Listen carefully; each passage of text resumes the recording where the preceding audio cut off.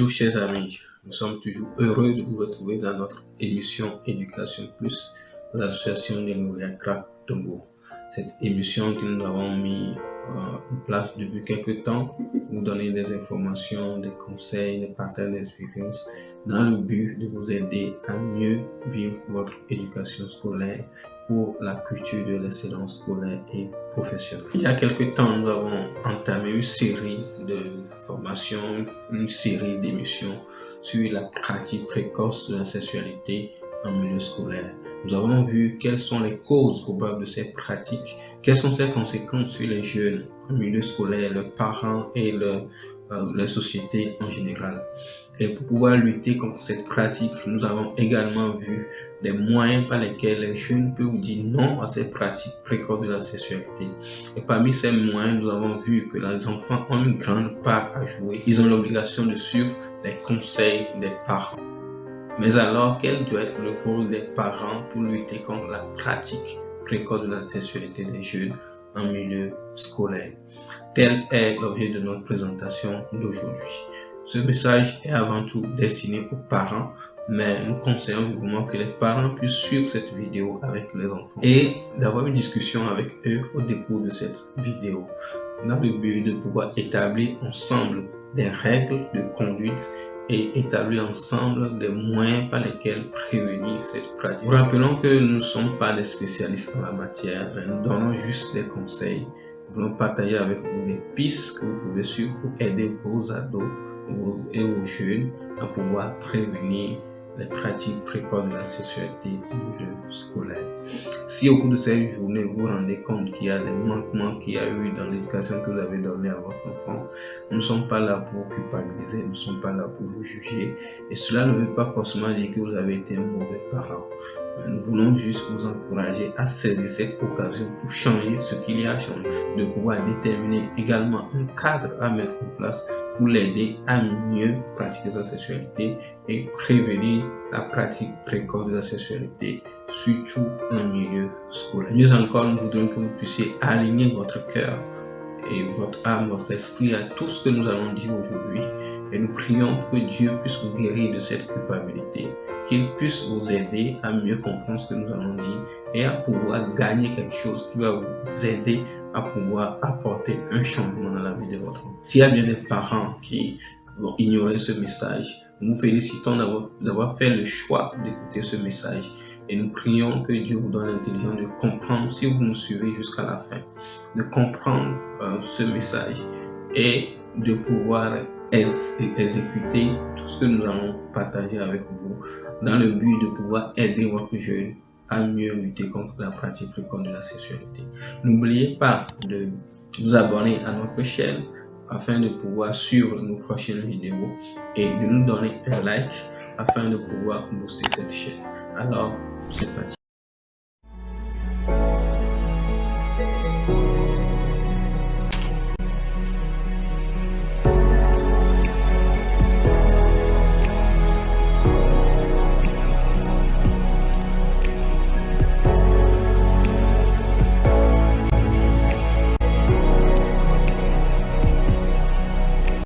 Quel est le rôle des parents dans la lutte contre la pratique précoce de la sexualité des jeunes en milieu scolaire? Tel est le sujet de notre partage que nous allons faire avec vous aujourd'hui. La sexualité de l'élève ne l'engage pas que lui. Aussi bien l'élève, ses enseignants que ses parents, les chefs d'établissement et les voisins, tout le monde est impliqué pour aider l'élève, et chacun a sa responsabilité pour résoudre ce problème de pratique précoce de la sexualité. Et nous allons aujourd'hui ensemble identifier et comprendre le rôle des parents dans la prévention de la pratique précoce de la sexualité de l'élève.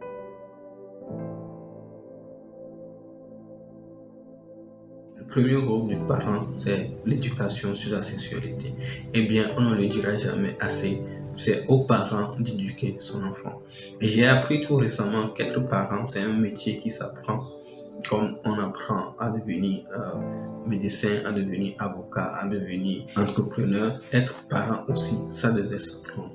Et ne deviens pas parent qui le veut, mais deviens parent qui le peut. Et les parents ont pour mission de façonner la personnalité de leurs enfants, de faire des modèles de la société, des modèles à suivre, des lumières pour les générations. Donc chaque parent est appelé à faire une transformation de son enfant.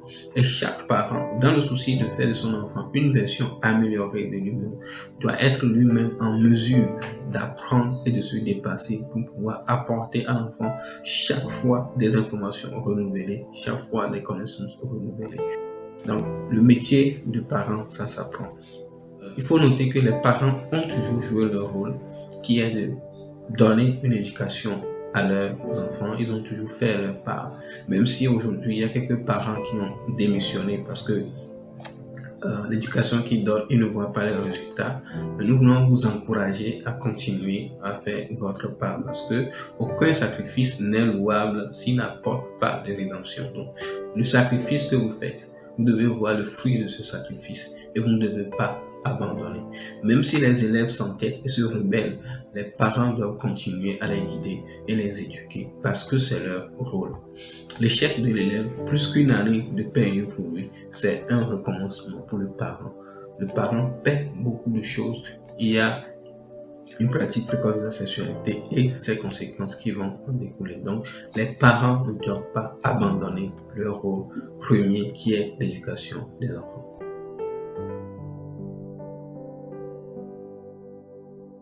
Avant de parler de l'éducation de la sexualité, j'aimerais que les parents puissent s'informer et se former davantage sur les tendances sexuelles actuelles. Aujourd'hui, le monde est en guerre contre la sexualité saine et épanouie telle que Dieu l'a créée, telle que Dieu l'a voulu. Et le monde est également en guerre contre le mariage tel que Dieu l'a prévu et l'a déformé aujourd'hui. Aujourd'hui, on parle du mariage d'homosexuels alors que le mariage est prévu entre un homme et une femme. Aujourd'hui, les orientations sexuelles sont vraiment ambiguës. Il y a de nouvelles formes d'orientation sexuelle. On parle d'homosexualité, de bisexualité, on parle de transgenre. Alors qu'à l'origine, l'hétérosexualité, c'est ce qui est normal. Les informations sur la sexualité sont diffusées de nos jours partout et sans filtre, sans aucune pudeur. Les enfants sont exposés à ces images de nudité un peu partout, à la télé, dans leur portable, à l'école, à l'église, dans les bars, dans les rues, dans les salles de jeu, dans les salles de classe, dans les boutiques, même dans les livres. Les plus jeunes ne sont pas épargnés parce que il y a des images impudiques qui sont même dans les bandes dessinées aujourd'hui. Donc les enfants sont tout le temps exposés à ces images de nudité. Et si vous ne choisissez pas aujourd'hui d'éduquer votre enfant sur la sexualité selon des valeurs précises, le monde va éduquer votre enfant à votre place. Et rassurez-vous que l'éducation que le monde va vous donner à votre enfant ne sera pas forcément la bonne éducation. Et vous risquez de trouver votre jeune, votre adolescent livré à la sexualité plus tôt que prévu. C'est pour ça qu'il est très important que le parent prenne sur lui la responsabilité d'apporter des informations claires sur la sexualité à son enfant, que le parent prenne sur lui d'éduquer normalement son enfant sur la sexualité.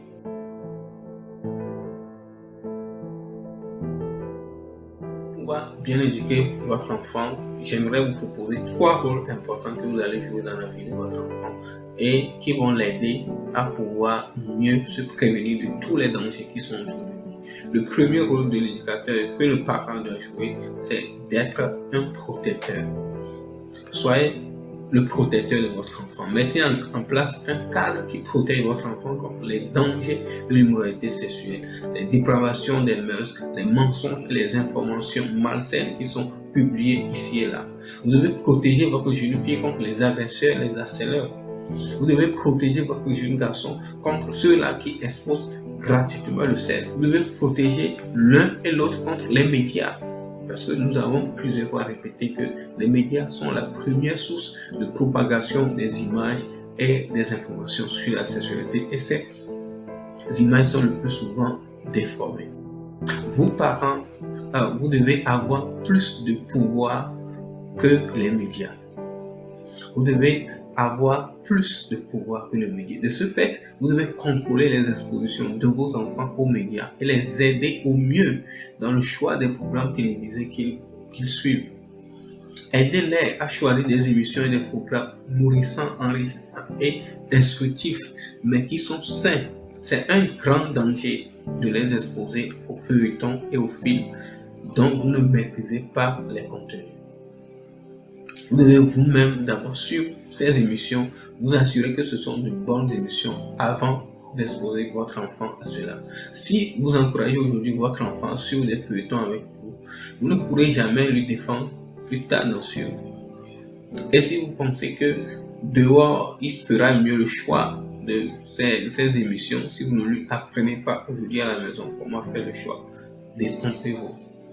Soyez également cette figure d'autorité contre laquelle tout menteur ou tout manipulateur va buter lorsqu'il viendra s'attaquer à votre fille. Soyez une figure d'autorité.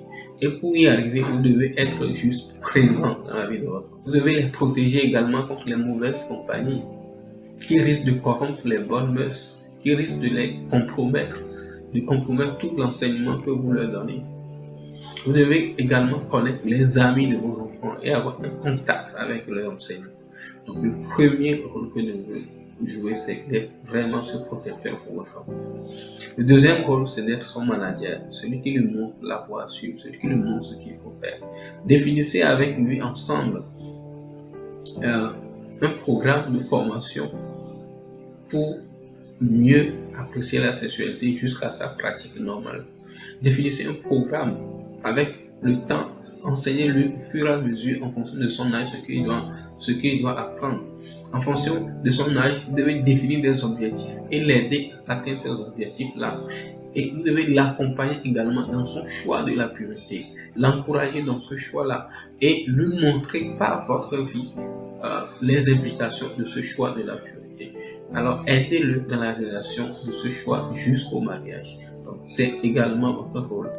Le troisième rôle que vous devez jouer en tant qu'éducateur, c'est d'être une source pour votre enfant. Soyez la source de ses besoins économiques. Soyez celui qui pourvoit ses besoins sur le plan économique. Alors la jeune fille ne va plus aller se laisser dans les bras d'une personne qui pourrait répondre à ses besoins. La jeune fille ne va plus aller chercher les réponses à ses besoins en dehors du cadre familial. Soyez également la source de ses besoins émotionnels. Soyez la source de son amour, la source de son acceptation, la source de sa joie. Soyez le premier à valoriser votre petite fille. Soyez le premier à lui donner, l'appréciation qu'il faut, à lui dire combien elle est belle, combien elle est magnifique, pour qu'aucun autre flatteur ne vienne la séduire. Bien, monsieur. Je reviens dans un instant avec la carte des vins. Merci. Waouh, c'est magnifique ici. Ça doit coûter super cher. C'est une soirée particulière. C'est tout ce qui compte pour moi. Qu'est-ce qu'elle a de si spécial cette soirée? Jade, je t'ai amené ici pour te dire à quel point je remercie Dieu de m'avoir donné une fille comme toi. Je vois ma fille grandir et devenir une magnifique jeune femme. Et je comprends que les jeunes hommes craquent pour toi. Mais je suis ton père et je veux que tu n'oublies jamais que je souhaite pour toi ce qu'il y a de meilleur au monde. Un jour, je te laisserai partir pour un autre homme. Et je souhaite que cet homme aime et respecte notre Seigneur plus que tout. Parce que s'il respecte ses lois, il te respectera, il t'aimera.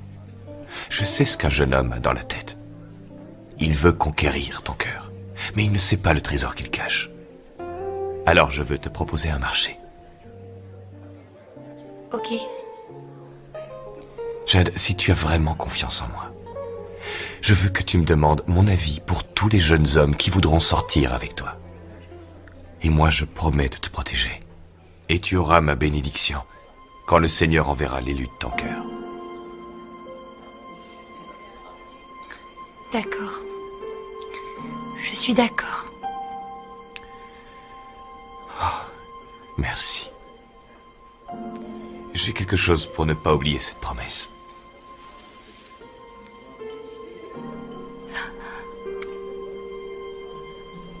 Papa?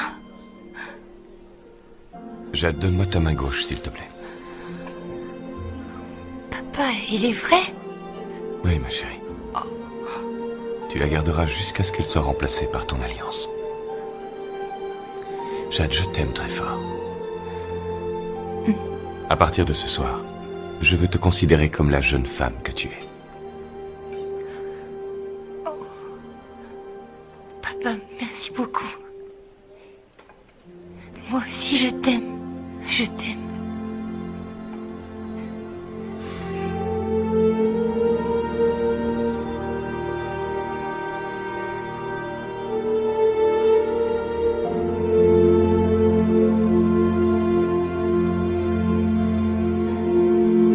Soyez le premier à dire à votre jeune fille qu'elle est magnifique et à votre garçon qu'il est beau. Soyez le premier à l'apprécier.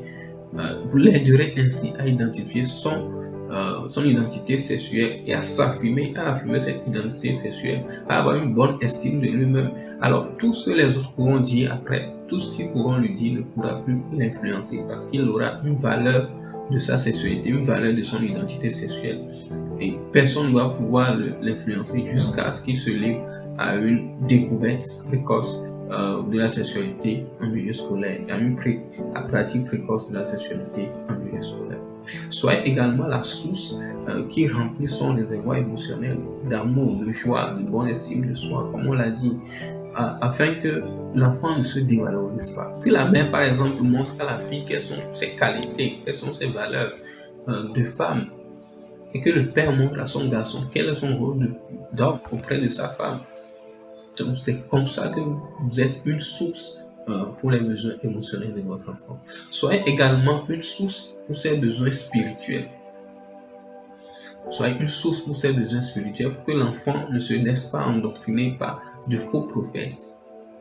Installez dans l'esprit de votre enfant dès son jeune âge la connaissance et l'amour de Dieu afin que lorsqu'il va grandir, il ne va plus s'en détourner.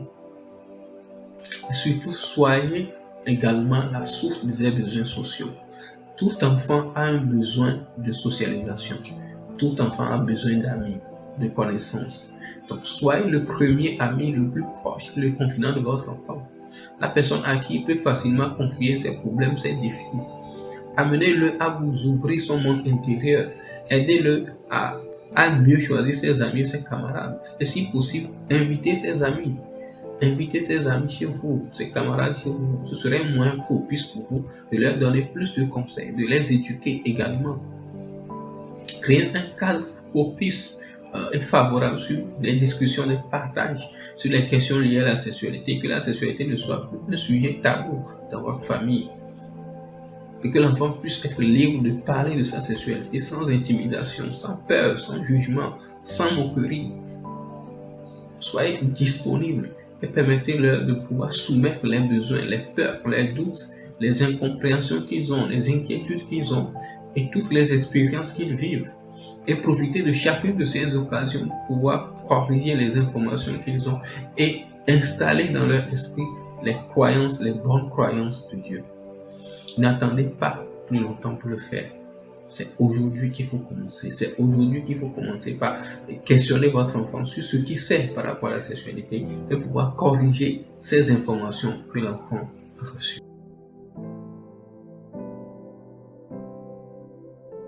Je voulais également partager avec vous 3 règles pour pouvoir mieux éduquer votre enfant. La première des règles, c'est de toujours donner l'amour et non le jugement et la condamnation. C'est vrai, votre enfant vous a désobéi, il a fait des choses que vous lui avez interdit de faire. Mais dans ces conditions, il a le plus besoin de votre amour. Quelles que soient les expériences, les erreurs ou les défauts que votre enfant commet, donnez-lui d'abord de l'amour, un amour inconditionnel, un amour qui ne dépend pas de ce qu'il fait, un amour qui l'aime malgré ce qu'il fait. Ne le rejetez pas. Et donnez-lui la chance de se corriger. Lorsque votre enfant tombe, soyez là pour le relever. Soyez là pour lui donner de l'amour. C'est tout ce dont il a besoin pour se relever. Parce que chaque fois que vous l'accusez, chaque fois que vous le condamnez, il s'enferme davantage. Il n'aura plus le temps de vous raconter ses défis.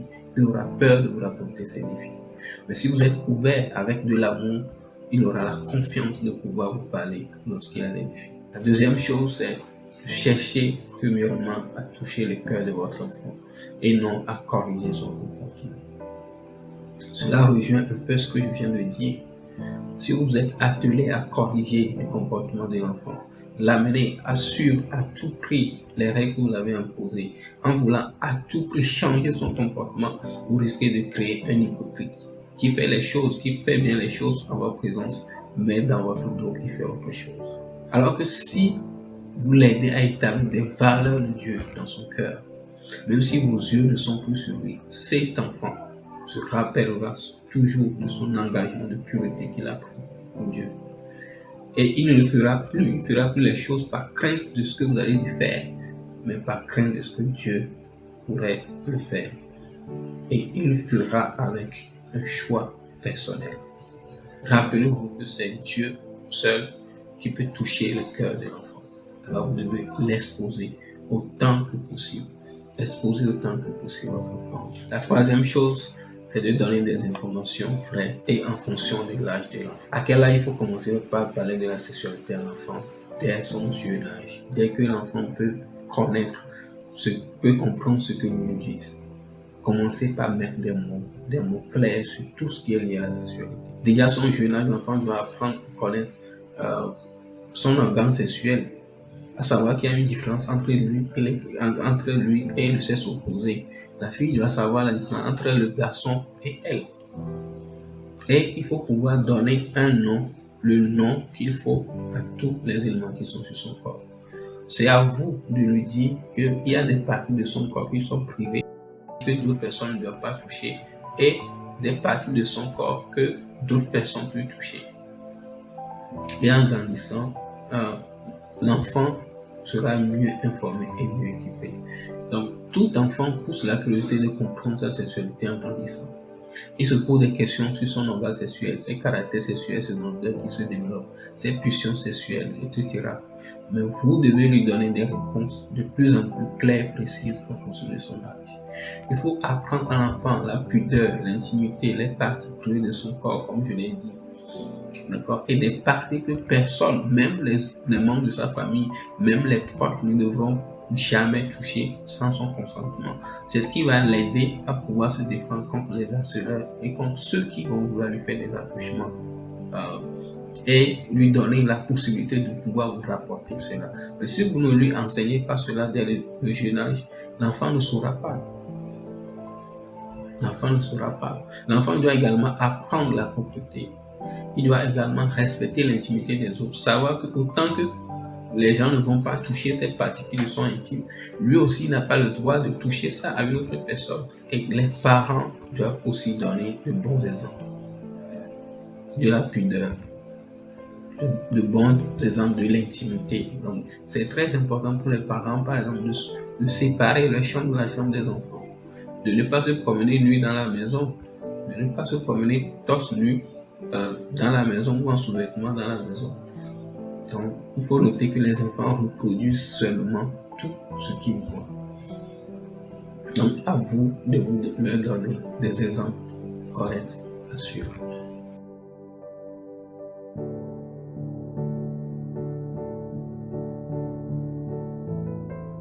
Dehors du rôle d'éducateur, la deuxième chose que nous voulons partager avec vous, que les parents devraient faire pour pouvoir aider les enfants pour lutter contre la pratique précoce de la sexualité, eh bien, c'est d'être un modèle à suivre pour les enfants. Il ne s'agit pas seulement d'assurer une bonne condition de vie et d'assurer une protection de votre enfant, mais le devoir du parent également d'être un modèle à suivre pour son enfant et pour ses camarades. Un bon exemple à suivre pour son enfant et ses jeunes camarades. Dans son habillement, dans ses tendances musicales, dans ses propos, dans ses comportements quotidiens, dans son habitude, le parent doit être un modèle à suivre pour l'enfant et pour être une source d'impact positif pour l'enfant et ses camarades. Le parent doit pouvoir réellement être un modèle à suivre pour les enfants. Nous prenons par exemple un parent qui refuse à son enfant de voir des images impudiques dans son appareil ou dans son téléphone, mais qui lui-même voit les mêmes choses dans son propre appareil, comment l'enfant pourrait-il obéir à cet enfant? Ou bien un parent qui dit à son enfant de ne pas regarder des feuilletons, de ne pas regarder les séries, mais lui-même il voit la même chose chaque temps et des fois il le voit avec l'enfant. Comment pourrait-il lui interdire les mêmes choses? Un parent qui se permet de se promener torse nu ou à moitié nu dans la maison, comment peut-il demander à son enfant d'avoir un habillement décent? Donc, ce parent ne peut pas dire quelque chose à son enfant et que son enfant va lui obéir. Donc, quand même, le parent a le droit de montrer sa vulnérabilité, de montrer sa susceptibilité, de montrer qu'il a aussi des failles et il peut chuter. Mais il faut apprendre aussi à l'enfant que quand on chute, on se relève. Donc, c'est ce que l'enfant voit du parent, ce que l'enfant voit du parent qui reproduit. Le parent est la première personne que l'enfant voit, la première image que l'enfant voit, et c'est de lui que l'enfant tire la plupart des leçons. Et s'il n'a pas un bon exemple à suivre à la maison, il sera tenté de suivre l'exemple des médias, de suivre l'exemple de ses amis. Donc le parent doit démontrer à ses enfants que les enseignements qu'il donne, et doit le démontrer par sa vie, son comportement, les enseignements qu'il donne, il doit être le premier exemple que l'enfant doit suivre. Donc il doit vivre cela chaque jour. Là, la troisième chose que nous voulons partager avec vous, c'est que le parent doit vivre dans le monde de son enfant. Donc vivre son monde avec lui. Nous pensons aujourd'hui que les parents doivent davantage s'impliquer dans le monde des enfants, connaître le monde de leurs enfants, pour pouvoir les aider à mieux y vivre. Parce qu'il faudrait que les parents connaissent le monde dans lequel les enfants vivent aujourd'hui pour pouvoir aider les enfants à mieux vivre dans ce monde-là. Le monde va tellement vite aujourd'hui que les parents n'arrivent plus à suivre. Avec les évolutions de nos jours, les parents n'arrivent plus à suivre l'évolution. Pourtant, c'est à eux de vivre l'évolution et de montrer aux enfants comment vivre dans cette évolution-là. Malheureusement, c'est tout l'inverse qu'on voit de nos jours. Combien sont ces parents qui sont en retard par rapport à la technologie, en retard sur les connaissances en technologie, en retard par rapport aux médias, par rapport à leurs enfants?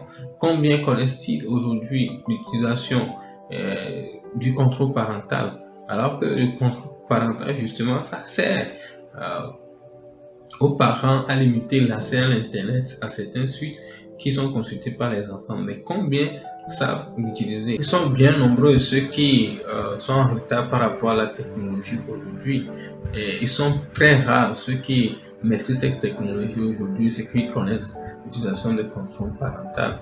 Alors que, comme nous l'avons dit, il faudrait bien que les parents arrivent à mieux vivre l'évolution pour pouvoir préparer les enfants à également mieux vivre cette évolution de nos jours. Dans cette nouvelle ère de technologie avancée où nous sommes, les parents doivent mieux connaître cette technologie pour pouvoir mieux préparer les enfants à y vivre. Chaque parent doit pouvoir connaître le centre d'intérêt de son enfant et l'aider à mieux préparer ce centre d'intérêt et enrichir ce centre d'intérêt pour que l'enfant puisse y vivre de manière préservée et pour que l'enfant puisse s'épanouir dans ce centre d'intérêt. Si votre enfant aime la lecture par exemple, prenez le temps de lire avec lui, faites même un concours de lecture avec lui. Mais prenez le temps également de choisir les romans, les revues, les bandes dessinées, les documents qu'il est en train de lire, afin que vous puissiez l'aider à choisir ce qui est adapté à son âge, adapté au contenu et aux valeurs que vous voulez lui transmettre. Si par exemple votre enfant aime le cinéma, suivez des films avec lui, suivez des séries avec lui, mais prenez également soin de bien choisir cela ensemble, pour que vous puissiez savoir le contenu qu'il voit et que le contenu soit adapté à son âge et à ce que vous voulez lui transmettre comme éducation. S'il aime jouer, laissez exprimer votre folie et jouez avec lui, amusez-vous avec lui. Rassurez-vous que chaque fois que vous passez du temps avec votre enfant, chaque occasion que vous passez avec votre enfant, vous apprenez à mieux connaître votre enfant et son monde et à investir dans la construction de ce monde autour de valeurs sûres, des valeurs de Dieu, des valeurs que vous voulez lui transmettre. Donc, quel que soit le centre d'intérêt de votre enfant, quel que soit son langage d'amour, vous devez l'apprendre. Et vous devez vous investir vous-même pour pouvoir vivre cela avec lui. Sans cela, il va chercher des réponses ailleurs et avoir de risques et périls. Donc, il est très important de passer du temps de qualité avec votre enfant. La quatrième chose que nous allons partager avec vous, c'est que vous devez mettre Dieu au centre de toutes les activités que vous faites avec votre enfant. Quelle que soit l'éducation que vous voulez donner à votre enfant, il faut mettre Dieu au centre de cela. Quels que soient les hommes que vous lui donnez, quels que soient les conseils que vous lui donnez, quel que soit le cadre que vous mettez pour le protéger, vous n'arriverez pas à toucher son caractère. C'est Dieu qui est en mesure de toucher le caractère et de toucher le cœur de votre enfant. Vous ne pouvez pas y arriver sans l'aide de Dieu. Donc, c'est lui en effet qui peut toucher le cœur de votre enfant, qui peut le juger, qui peut le remettre en question, qui peut l'aider à se poser certaines questions quand il sera devant certaines situations. Donc, il faudrait à tout prix mettre Dieu au centre de cette éducation. L'éducation de votre enfant ne consiste pas seulement à lui donner des informations, à donner des règles, des interdits et dresser une liste de punitions qui vont suivre s'il désobéit à ces règles. L'éducation doit consister à télécharger des valeurs sûres dans le cœur de votre enfant, dans le caractère de votre enfant, dans la personnalité de votre enfant, pour que cela le rende capable de connaître, d'affirmer son identité personnelle, son identité sexuelle, de faire, d'assumer son choix, de s'épanouir et d'accomplir son dessein. Donc le rôle d'éducation que vous faites doit être imbibé par l'amour de Dieu que vous téléchargez dans le cœur de votre enfant. Et pour pouvoir y arriver, nous allons partager avec vous 3 ingrédients. La première des choses, c'est de pouvoir prier avec votre enfant. Priez avec votre enfant. Priez pour être dans ses combats. Aidez-le à faire ses combats spirituels contre les défis qu'il a. Aidez-le à se positionner. Aidez-le à se potentialiser par la prière pour avoir une réponse rapide de ses prières. Et apprenez-lui à prier. C'est vraiment très important de prier avec lui. Également, priez pour eux. Priez pour votre enfant. Réclamez votre enfant des enseignements corrompus du système mondial. Récupérez votre enfant des mensonges de ce monde. Et ramenez-les à Dieu. Ramenez-les à la vérité de Dieu. Et tout parent qui aime son enfant doit pouvoir gagner des combats spirituels pour établir le royaume de Dieu dans la vie de cet enfant. Il doit pouvoir réclamer cet enfant et établir le royaume de Dieu dans la vie de cet enfant. Vous devez également bénir votre enfant, déclarer des bénédictions de Dieu, des bénédictions qui lui permettent d'être positionné, qui le libèrent, qui le dynamisent pour le succès. Donc c'est important de prier pour votre enfant, pour le bénir. Chaque père doit avoir une autorité spirituelle de prophète, de sacrificateur sur la vie de son enfant. Chaque père doit pouvoir déclarer des bénédictions sur la vie de ses enfants. La bouche qui bénit, c'est la même bouche qui nous dit, mais il ne doit pas en être ainsi. Il faudrait que les pères prononcent des bénédictions sur la vie de leurs enfants. Des bénédictions qui ne tiennent pas compte de ce qu'ils voient, qui ne tiennent pas compte de ce que l'enfant vit au quotidien, mais de ce que Dieu a déclaré sur la vie de cet enfant. Ce sont ces bénédictions que le parent doit déverser sur la vie de cet enfant. Et ce sont des bénédictions qui vont le racheter du monde dans lequel il est, le racheter, le ramener, ce que soit le chemin que l'enfant prend. Ce sont les bénédictions que le parent déverse sur sa vie qui vont le ramener à Dieu. C'est très important que les parents bénissent au lieu de maudire les enfants. Également, assurer une protection spirituelle de votre famille. Assurer une protection de votre famille contre les dangers de ce monde, contre les dépravations de ce monde. Assurer une protection spirituelle à votre enfant. Et prier pour que les médias soient assainis. Prier pour que les intelligences soient renouvelées, pour que le contenu des médias soit assaini, pour que cela puisse glorifier Dieu. C'est en cela que vous préservez votre enfant. Lorsque vous priez que le monde soit meilleur, votre enfant peut vivre maintenant dans un monde meilleur. La troisième chose, c'est de lire la parole de Dieu, de méditer la parole de Dieu avec votre enfant. Il est très important d'apprendre à l'enfant de lire la parole de Dieu, de méditer la parole de Dieu, pour chercher ensemble avec lui les valeurs de Dieu, les valeurs du royaume de Dieu, et les implémenter en lui, les implémenter dans son cœur. Lorsqu'il gardera les paroles de Dieu dans son cœur, il ne va pas pécher contre Dieu, il ne va pas pécher contre l'Éternel.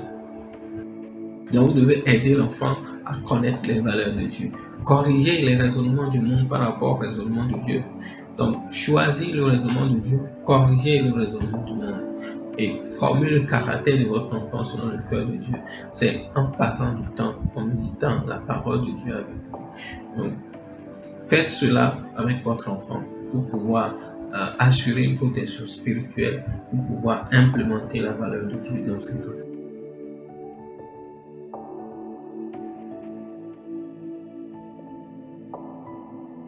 En conclusion, nous dirons que la pratique précoce de la sexualité de l'enfant est liée à tout ce qu'il reçoit comme information sur la sexualité. Et le monde donne beaucoup d'informations qui sont erronées et que chaque parent est appelé à mettre son enfant dans un cadre qui le protège contre la malveillance du monde en matière de la sexualité et contre les prédateurs de la sexualité et à lui transmettre des valeurs sûres et nobles selon le cœur de Dieu. Si vous n'éduquez pas votre enfant aujourd'hui, si vous ne l'aidez pas à avoir des valeurs et des principes, ce sont ses amis, ce sont les médias, c'est le monde qui va l'enseigner, c'est le monde qui lui donnera ses connaissances et ces connaissances seront déformées et à votre risque et péril. Quoi que soit votre occupation, quelle que soit votre occupation, trouvez du temps pour entrer dans le monde de votre adolescent, de votre enfant et pour l'aider à vivre au mieux et sainement ce monde dans la sûreté et dans la crainte de Dieu. Nous avons partagé avec vous aujourd'hui le rôle des parents. Nous aurons à partager après avec vous le rôle des médias, des autres acteurs pour aider les jeunes à lutter contre la pratique précoce de la sexualité. Parce que ce sujet nous tient vraiment à cœur. Le fléau est de plus en plus grand de nos jours. N'oubliez pas de nous laisser un commentaire ce que vous avez aimé dans nos vidéos d'aujourd'hui et de nous donner un like pour booster notre chaîne, d'activer la cloche de notification tout en vous abonnant à notre chaîne pour ne pas rater les prochaines vidéos et de partager cette vidéo aussi, de partager les vidéos à d'autres parents et d'autres amis. Nous prions que Dieu vous guérisse de toute culpabilité et qu'il nous assiste à faire des choix dans ce processus de restauration, à faire des choix qui vont vous aider à mieux vous positionner en tant que parent dans l'éducation de votre enfant sur la sexualité et pour aider votre enfant à mieux se préparer pour la bonne pratique de sa sexualité. Merci et à la prochaine.